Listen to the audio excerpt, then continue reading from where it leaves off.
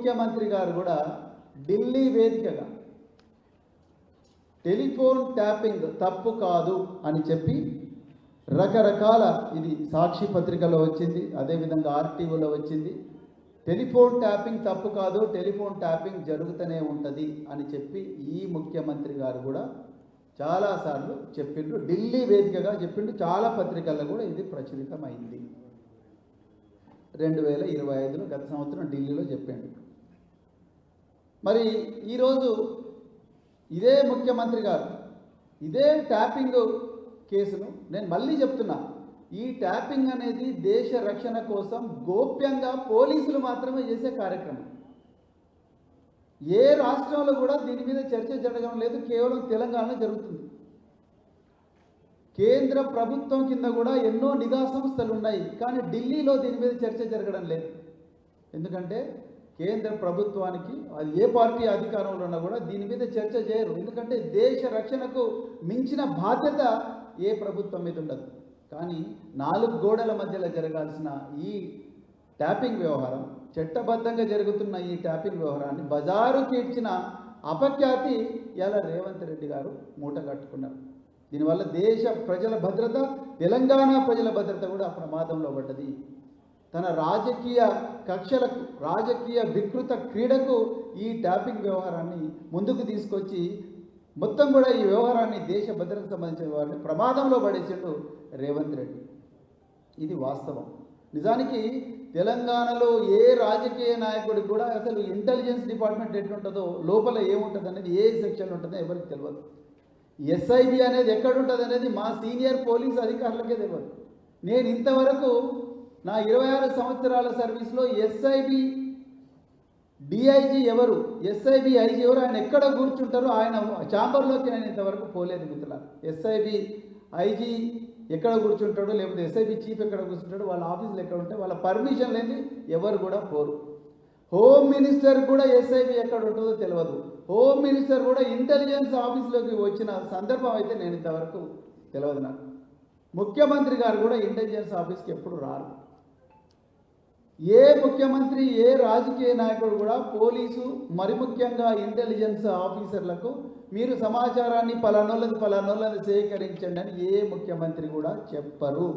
ఏ మంత్రి కూడా చెప్పరు. అసలు ముఖ్యమంత్రి కాదు, మంత్రులు కూడా చెప్పరు. ఏ ఇంటెలిజెన్స్ చీఫ్ కూడా, ఏ పోలీసు ఉన్నతాధికారి కూడా నేను ఈ విధంగా సమాచారం సేకరించిన అని చెప్పి ప్రధానమంత్రికి చెప్పరు, ముఖ్యమంత్రికి కూడా చెప్పరు. మరి అలాంటి వ్యవహారం ఇవాళ చార్మినార్ చౌరస్తా దగ్గర, చిక్కడపల్లి చౌరస్తా దగ్గర, జూబ్లీ చెక్ పోస్ట్ దగ్గర, రిసాలా బజార్ దగ్గర, లేకపోతే మన ఇంకెక్కడో పురాణపూల్ చౌరస్తా దగ్గర, లేకపోతే అఫ్జల్గంజ్ దగ్గర, మరి నాంపల్లి దగ్గర మాట్లాడుకునేంత స్థాయికి రేవంత్ రెడ్డి గారు దిగజార్చిండ్రు. అందుకొరకు నేను అంటే నాకు భయం వేస్తుంది. ఒక తెలంగాణ బిడ్డగా, దేశ పౌరుడిగా ఇలాంటి వ్యక్తి చేతిలో హోంమంత్రిత్వ శాఖ ఉంది. అదేవిధంగా మరి ముఖ్యమంత్రి కూడా ఆయన్నే ఉన్నాడు. తన రాజకీయ వికృత క్రీడకు, అదేవిధంగా రాజకీయ ప్రత్యర్థుల మీద, ప్రతిపక్షాల మీద ప్రతీకారం తీర్చుకోవడం కోసం ఈరోజు రేవంత్ రెడ్డి గారు ఈ ట్యాపింగ్ వ్యవహారాన్ని వాడుతూ ఉన్నారు. ఇది చాలా డేంజరస్. తెలంగాణ ప్రజలందరూ కూడా గమనించాలి. ఎందుకంటే తెలంగాణ ప్రజల్లో వాళ్ళ రక్షణను చూడాల్సిన పోలీసులు ఇలా రేవంత్ రెడ్డి గారి రాజకీయ వికృత క్రీడకు పావులుగా మారి, కొంతమంది కావాలని ఆయనతో చేతులు కలిపి వాళ్ళ పోస్టింగ్ల కోసం ఆయన ఏం చేయమంటే అది చేస్తున్నారు. అందులో భాగమే ఇలా కేటీఆర్ గారిని, మన హరీష్ రావు గారిని, ఈరోజు కేటీఆర్ గారిని సంబంధం లేని మంత్రులను ఇక్కడికి పిలిపించారు. 9 గంటల పాటు విచారించారు. హరీష్ రావు గారు హెల్త్ మినిస్టర్గా పనిచేశారు, నీటిపారుదల శాఖ మంత్రిగా పనిచేశారు, అదేవిధంగా మార్కెటింగ్ శాఖ మంత్రిగా పనిచేశారు, ఫైనాన్స్ మినిస్టర్గా పనిచేశారు. కేటీఆర్ గారు మున్సిపల్ అభివృద్ధి శాఖ, పంచాయతీరాజ్ శాఖ, రూరల్ డెవలప్మెంట్ శాఖ, ఐటీ శాఖ, పరిశ్రమల శాఖ మంత్రిగా పనిచేశారు. అసలు వాళ్ళకు పోలీసులతో ఏం సంబంధం ఉంటుంది? ఎట్లా సంబంధం ఉంటుంది? ముఖ్యమంత్రికే తెలియదు ఈ విషయం, మిగతా మంత్రులకు ఎట్లా తెలుస్తుంది? సంబంధం లేని విషయంలో కావాలని వీళ్ళందరినీ నివేదించాలి. ఎందుకంటే వీళ్ళు కాంగ్రెస్ పార్టీ బహిరంగంగా విచ్చలవిడిగా తుపాకులు పెట్టి ఏ దోపిడీ అయితే చేస్తూ ఉన్నారో, గెస్ట్ హౌస్లలో దందాలు చేస్తూ ఉన్నారో, కోల్ బ్లాక్ల దోపిడీ చేస్తూ ఉన్నారో, ప్రజలను ఘోరంగా మోసం చేస్తూ ఉన్నారో, హింసిస్తున్నారో, వాటిని ఎలాంటి ప్రమాదం ఉన్నా కూడా దాన్ని సైతం లెక్క చేయకుండా ఎలా దానికి వ్యతిరేకంగా పోరాడుతున్నారు కాబట్టి వాళ్ళ గొంతు నొక్కాలనే కుట్రలో భాగంగానే రేవంత్ రెడ్డి గారు సీనియర్ నాయకులు వీళ్ళందరినీ కూడా వేధిస్తున్నారు. ఇంకా రెండో విషయం, చాలా ముఖ్యమైన విషయం తెలంగాణ ప్రజలు గమనించాలి. ఈరోజు గతంలో 2024వ సంవత్సరంలో మార్చ్ మళ్ళీ చెప్తున్నారు పోలీసులు, మన సజ్జనార్ గారు కూడా ట్వీట్ చేశారు, 243/2024 పంజాగుట్ట పోలీస్ స్టేషన్ ట్యాపింగ్ వ్యవహారానికి సంబంధించిన కేసు. ఈ ట్యాపింగ్ వ్యవహారానికి సంబంధించి ఒక సిట్ వేసింది. ఆ సిట్టే చట్ట వ్యతిరేకమైన సిట్టు. ఆ సిట్టుకు ఏసీపీ జూబ్లీ హిల్స్ను పెట్టింది. ఆనాడు ఒక డీసీపీ సిట్టుగా ఫామ్ చేసింది. ఆ డీసీపీ ఏసీపీని సిట్ చీఫ్గా పెట్టింది. అదే చట్ట వ్యతిరేకం. ఆ సిట్టును పెట్టి 350 మంది సాక్షులను విచారించినా కూడా ఎవ్వరు కూడా హరీష్ రావు గారి పేరు కానీ, కేటీఆర్ గారి పేరు కానీ, లేకపోతే ముఖ్యమంత్రి గారి పేరు కానీ, నాటి ముఖ్యమంత్రి గారి పేరు చెప్పలేదు. ఏ రాజకీయ నాయకుడి పేరు కూడా చెప్పలేదు. వాళ్ళను 350 మందిని విచారించారు. కొంతమందిని అయితే కానిస్టేబుల్ని కొట్టిందని కూడా ఆరోపణలు వస్తున్నాయి కస్టడీలో. పోలీస్ శాఖ కానిస్టేబుల్లను, కొంతమంది హోంగార్డులను, డ్రైవర్లను కూడా బలప్రయోగం చేసి వాళ్ళతో చేయని నేరాన్ని ఒప్పించినట్టుగా కూడా మరి ఆరోపణలు వచ్చినాయి.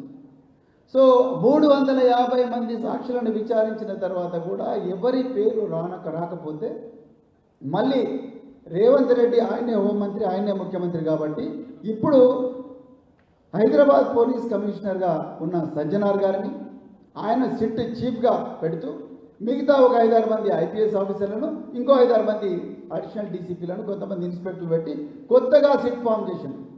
2 సంవత్సరాలు 350 మంది సాక్షులను గంటల తరబడి, రోజుల తరబడి విచారించిన మీకు మా సీనియర్ నాయకుల పేర్లు వాళ్ళు చెప్పలేదు. అంటే మాకు టెలిఫోన్ ట్యాపింగ్తో సంబంధం లేదు.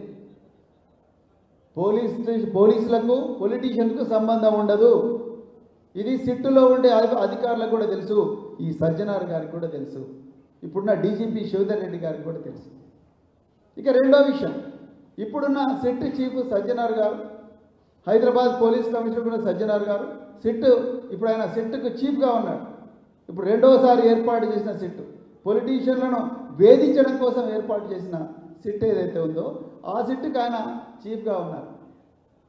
నేను ఏమంటున్నా అంటే సజ్జనార్ గారికి ఈ సిట్ను లీడ్ చేసి ఈ ట్యాపింగ్ వ్యవహారాన్ని విచారించే నైతిక అర్హత ఆయనకు లేదు. ఆయన ఎలిజిబుల్ కాదు. ఎందుకు? ఇదే సజ్జనార్ గారు 2015లో ఇదే ప్రస్తుత ముఖ్యమంత్రి రేవంత్ రెడ్డి గారు టీడీపీ ఎమ్మెల్యేగా ఉన్నారు. మరి ఆనాడు ఎమ్మెల్సీ స్టీవెన్సన్, ఎవరైతే స్టీవెన్సన్ ఉన్నాడో స్టీవెన్సన్కు 50 లక్షల నోట్ల కట్టలు ఇచ్చి ఓటు కొనుక్కోవడానికి, ఎమ్మెల్సీ వేం నరేందర్ రెడ్డి ఎమ్మెల్సీ కోసం ఓట్లు కొనుక్కోవడానికి లంచం ఇస్తున్న కేసులో పట్టుబడ్డాడు. ఆనాడు డిఐజీ ఎస్ఐబిగా సజ్జనార్ గారు ఉన్నారు. ఇంటెలిజెన్స్ చీఫ్గా ఇప్పుడున్న డీజీపీ శివధర్ రెడ్డి గారు ఉన్నారు. వాళ్ళకి తెలియదా ఇవన్నీ ఎట్లా జరుగుతాయో?